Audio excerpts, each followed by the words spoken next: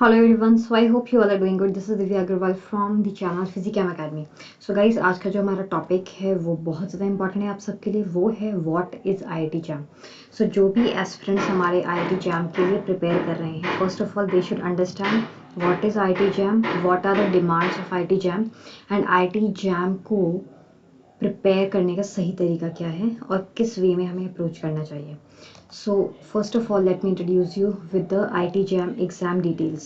Okay guys, so सबसे पहले IIT JAM entrance जो एग्ज़ाम है ये आपका क्या है, this is joint admission test jam.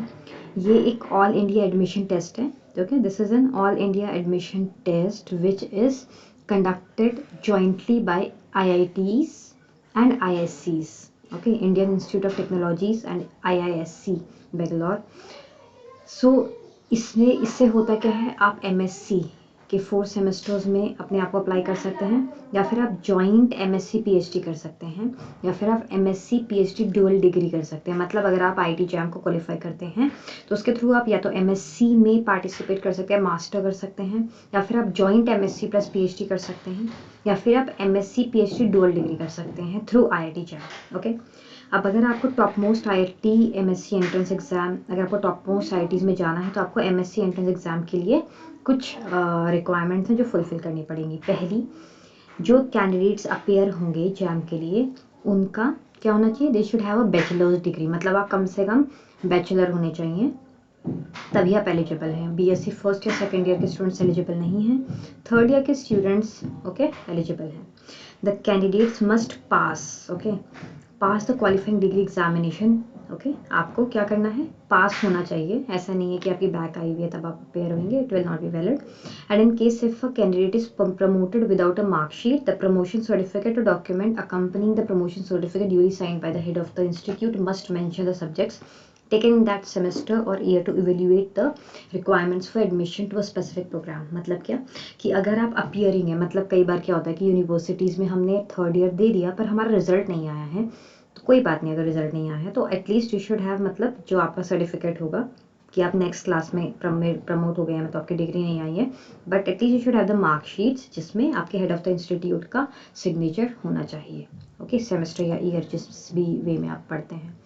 अब जो दूसरा इम्पॉर्टेंट चीज़ है गाइस, वो है कि IIT जैम का एग्ज़ाम पैटर्न क्या है. तो अगर हम पैटर्न की बात करते हैं कि आपका जो पेपर है वो कैसा आता है, तो आपका जो पेपर है उसमें टोटल नंबर ऑफ, मतलब 3 सेक्शंस होते हैं, section A, section B, section C. तो टोटल नंबर ऑफ क्वेश्चंस कितने होते हैं, 60 होते हैं.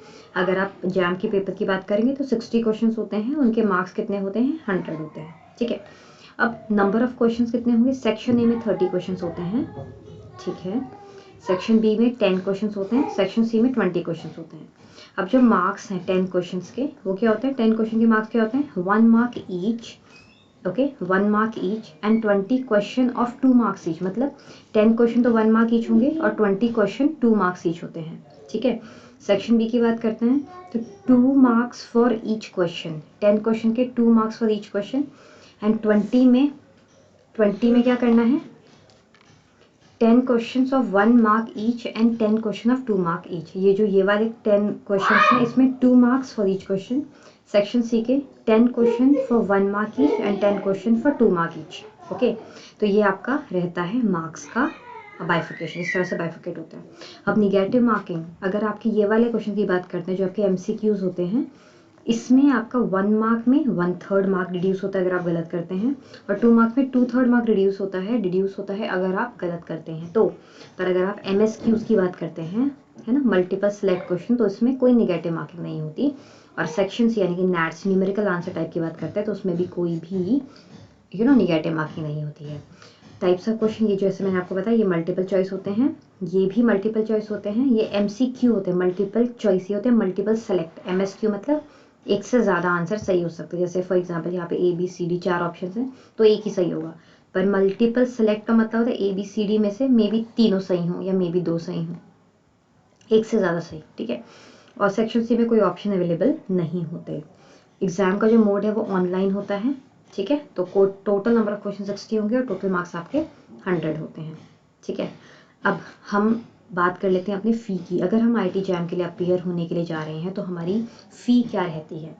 तो अगर आप फीमेल हैं, SC ST PWD कैंडिडेट हैं, तो एक टेस्ट पेपर के लिए अगर आप अप्लाई करते हैं, मतलब वैसे एक्चुअली आप क्या कर सकते हैं, आप 2 पेपर के लिए भी अप्लाई हो सकते हैं, दैट इज़ केमिस्ट्री एंड उसके साथ में इससे बायोटेक्नोलॉजी।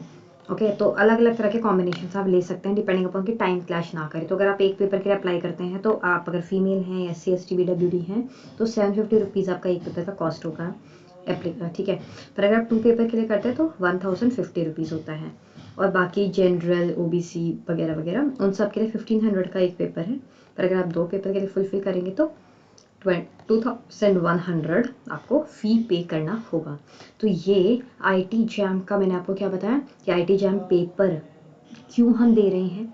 IT जैम पेपर अगर हम देने बैठेंगे तो हमको किस तरह के क्वेश्चंस का सामना करना पड़ेगा, और IT जैम के पेपर को देने के लिए हमको कितनी फ़ी पे करनी पड़ती है। ठीक है, तो ये एक इन्फॉर्मेशन होगी IT जैम के लिए। बाकी और इंस्टीट्यूट्स के लिए मैं और डिटेल्स अगली वीडियोस में लाती रहूँगी।